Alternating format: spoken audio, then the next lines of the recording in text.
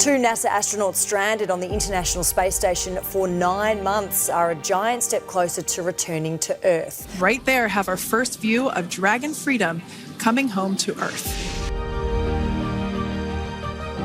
A moment 286 days in the making. Plasma trail as Dragon re-enters the Earth's atmosphere. And a story that could have been ripped from a Hollywood script. Astronauts Butch Wilmore and Suni Williams touching down to Earth. Located in the Gulf of America, off the coast of Tallahassee, Florida. Brace for splashdown. And splashdown. Crew 9 back on Earth. After an outer space odyssey that didn't go to plan. What a ride. What was meant to be a one-week trip of a lifetime turned into a month, then 9. It's been a real mission to get them back to Earth, but finally we have splashdown. But why did it take so long to bring them home? And just how close did they come to disaster?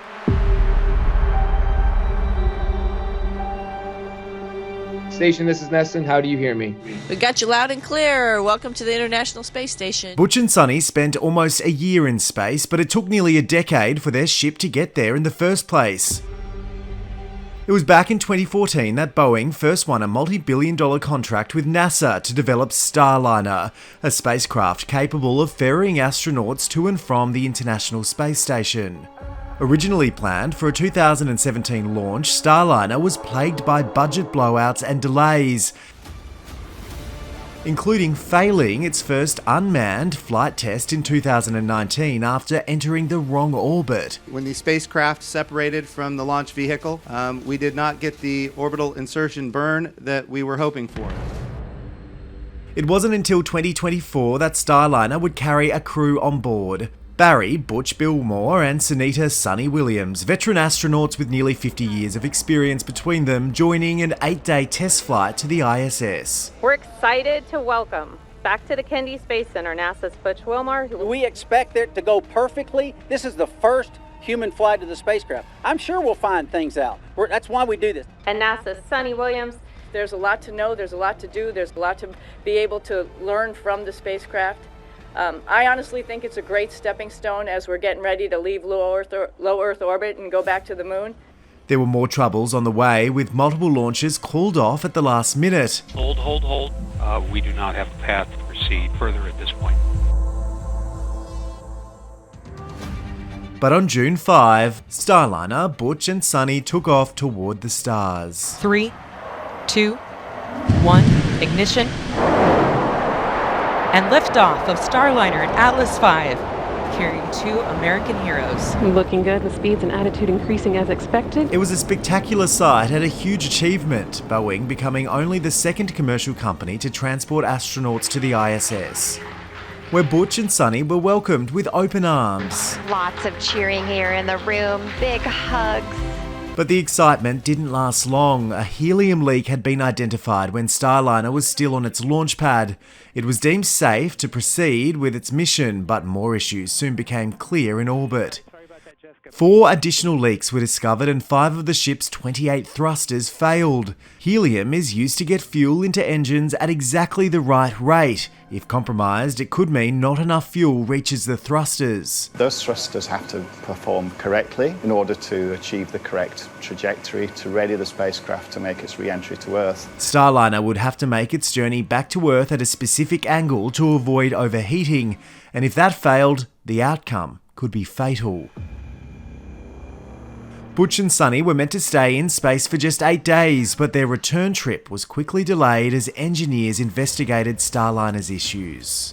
I think we'll have to take a little bit more time to figure out what's going on with the thrusters. Only to be delayed again. We're methodically working through the data, and we'll come home when we're ready. And again. There's a strange noise coming through the speaker, and I didn't know if you could connect into the Starliner and let me keep mic and let you hear. I don't know what's making it. Butch and Suni remained optimistic they would make it home sooner rather than later. Human spaceflight is not easy in any regime, and there have been multiple issues with every spacecraft that's ever been designed, and that's the nature of what we do. I have a real good feeling in my heart that this spacecraft will bring us home, no problem. But it wasn't to be. After 3 months of waiting, a tough call was made. Starliner was simply too dangerous to carry the astronauts home and would return to Earth empty. Boeing has worked very hard with NASA to get the necessary data to make this decision. We want to further understand the root causes and understand the design improvements so that the Boeing Starliner will serve as an important part of our assured crew access to the ISS. Boeing insisted the ship was up to task, but was overruled by NASA. The space agency learning its lessons from the Challenger and Columbia space shuttle disasters. In the words of a flight director at NASA, it has been a bad day. 7 astronauts have died, their families shattered. The space program has been dealt a terrible blow. And refusing to take a potentially deadly gamble. We have had mistakes done in the past. We lost 2 space shuttles as a result of there not being a culture in which information could come forward. And NASA just simply wasn't willing to run the risk of anything going wrong in the deorbit, the re-entry, where they reach incredible temperatures where the entire capsule essentially is engulfed in flames. This is not something you want to do unless you are 100% sure it has the best possible chance of success. Our core value is safety, and it is our North Star. Butch and Suni could only watch on as the Starliner returned to Earth alone, and in the end, without incident. Starliner is now backing away from station and starting its return to Earth. We could have gotten to the point, I believe, where we could have returned on Starliner, but we just simply ran out of time because there's other tests that need to be done, and other assessments that need to be done, and had we had a little more time, then we could have done it. Starliner is now on a path back to Earth.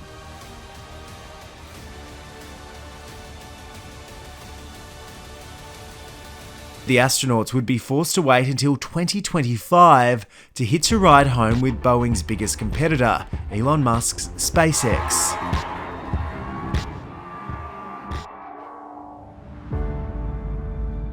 Still, they were looking on the bright side. This is my happy place. I love being up here in space. It's just fun. You know, every day you do something that's work, quote unquote. You can do it upside down. You can do it sideways. So it adds a little different perspective. And there was plenty of work to do. As days turned to weeks and weeks turned to months, the pair carried out more than 900 hours of scientific research on board the ISS. So we're traveling around 17,500 miles an hour. It takes about an hour and a half to go around the planet. Suni set a record, racking up the most time spent spacewalking among female astronauts. I got it. Oh, she got it. And was eventually named commander of the International Space Station. There was time for fun too. Butch and Suni celebrated Thanksgiving and Christmas with their fellow astronauts and even held their own zero-gravity Olympics.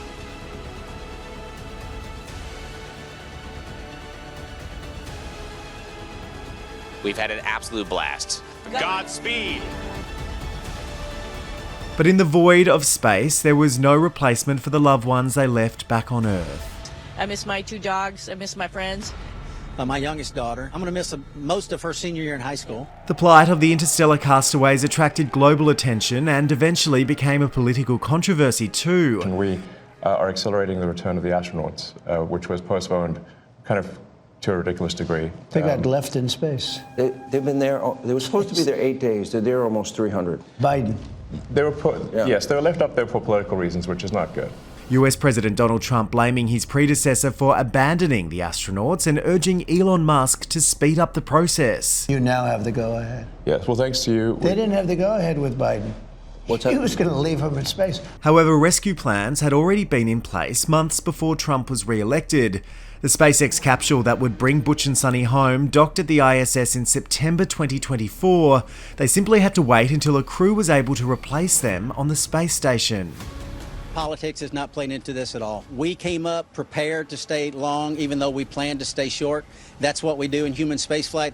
There was always an opportunity to be able to return to Earth, but then they would be reliant on Russian hardware. So in the end, it was safer and politically easier for NASA to have its astronauts undertake this incredibly long deployment and go back on a US spacecraft, albeit one significantly longer than they had hoped.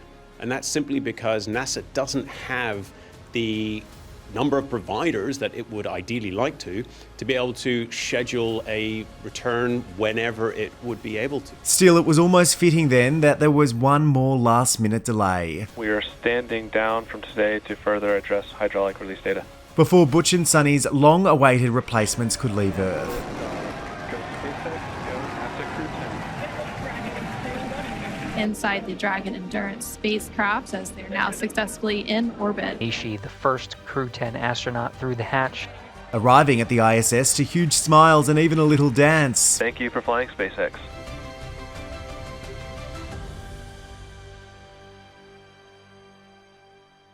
Good evening from Mission Control in Houston and the International Space Station. Finally, the day Butch and Suni had waited 9 months for had arrived. The home stretch for Williams and Wilmore to complete an extended 9.5-month mission in space. The world was watching on as they waved goodbye to the International Space Station. Accompanied by astronaut Nick Hague and cosmonaut Alexander Gobrinov, they strapped into SpaceX's Dragon capsule. And we're preparing for stabilizing the second stage so that we can have a smooth separation. Taking in the stunning view of our planet one more time before getting on their way. 17 hours later, the first glimpse in Earth's skies, the capsule re-entering Earth's atmosphere, falling at a scorching 28,000 kilometers per hour. When it's coming back, it's coming in so fast, it's a blazing meteor. And if anything happens to the heat shield, the whole craft is going to disintegrate. Parachutes were deployed to dramatically slow their descent, the world holding its breath until... Splashdown, Crew 9 back on Earth. Splashdown off the coast of Florida. Amazing. What a ride. I see a capsule full of grins ear to ear. The ship scorched from re-entry, but inside the crew's safe and sound and back on home soil. And there we do see Crew 9, some happy waves, smiles all around, back on Earth. We can see dolphins, actually. Some unexpected guests even joined the welcome party. Who want to come and play with Dragon. The capsule had to be meticulously checked over and hauled onto a recovery boat before Butch and Suni could finally emerge. That is none other than Suni Williams. Big smile, big waves. And take their first breath of fresh air in over 9 months. Elation and cheers there from Butch Wilmore. After so long in zero gravity, they weren't used to supporting their own body weight, but there was still no wiping the smiles from their faces. This has been 9 months in the making, and I couldn't be prouder of our team's versatility, our team's ability to adapt, and really build for the future of human spaceflight. Their long-awaited homecoming was celebrated across the US and around the world. The President looks forward to welcoming Butch and Suni to the Oval Office when they are recovered. USA! In Suni's hometown in Massachusetts, they toasted their hometown hero. We all kind of feel relieved that she's safe, and yeah, we're so excited to see her again. It's so cool that she's a part of our town. While in India, where her father migrated from, their family's ancestral village celebrated Suni's return, calling her their princess of space. This local teacher says the Navy pilot turned astronaut is an inspiration to girls. And after undergoing medical checks in Houston, Butch and Suni were finally reunited with their loved ones. But it will be a while before things can completely return to normal for the astronauts whose bodies will now have to reacclimate to living on Earth. These astronauts are superhuman. They really are the best of the best. They're all incredibly fit. They're marathon runners, essentially, in terms of fitness when they start. By the time they come back, their eyesight is damaged, their health has been reduced, their muscle strength, their bone density has all weakened. Now you're home. How do the things that happen up in space, how fast do they undo themselves? Very frail, fragile, and they have many years of recovery ahead of them. Meanwhile, Boeing has been left to count the cost of the debacle. More than $2 billion has been spent on the Starliner program and its myriad of problems, only adding to the company's headaches as it also faces questions about the safety of its commercial aircraft. Number of challenges that have led up to this moment, and the very visible failure is, of course, a significant embarrassment for the company. It has cost them many, many hundreds of millions of dollars, and the simple fact that it was their competitor that got this astronauts back, it is a success for NASA. They backed two competing companies and helped both of those mature their technologies so that they would have a backup option if one of them failed. But the astronauts themselves seemingly have no hard feelings. Speaking publicly for the first time since splashing down, Butch shouldered some of the blame for the stopover that became a 9-month sojourn. Issues, of course, that happened with Starliner. There were some issues, of course, that happened that prevented us from returning on Starliner. And I'll start with me. There were questions that I, as the commander of the spacecraft, that I should have asked, and I did not. I could ask some questions, and the answers to those questions could have turned the tide. Both also denied they were ever stranded or abandoned. Maroon narrative. We heard about that. Yeah, we heard about that. We had a plan, right? The plan went way off for what we had planned, but because we're in human spaceflight, we prepare for any number of contingencies because this is a curvy road. You never know where it's going to go. We prepare for this. Despite the ordeal, the astronauts say they would happily strap in for another journey on Starliner. Yeah. We're going to fix it. We're going to make it work. Boeing's completely committed. NASA is completely committed, and with that, I get on in a heartbeat. The spacecraft is really capable. There were a couple things that need to be fixed, like Butch mentioned, and folks are actively working on that. But it is a great spacecraft, and it has a lot of capability that other spacecraft don't have. And to see that thing successful and to be part of that program is an honor. For now, after their extraordinary space odyssey, Butch and Suni are focusing on embracing the ordinary once again. My wife has decided that we're going to replace all of our shrubs at our house, and we don't want to wait till summer to do that. And I live on a corner, so it's like 170 feet of shrubs. So I've got to get my body ready to dig holes. So that's what I'm focused on. Rehab. Their mission finally complete, even if it took a little longer than expected. When something doesn't go your way, you just have to take the blinders off and look around you and see what other really great things are waiting for you.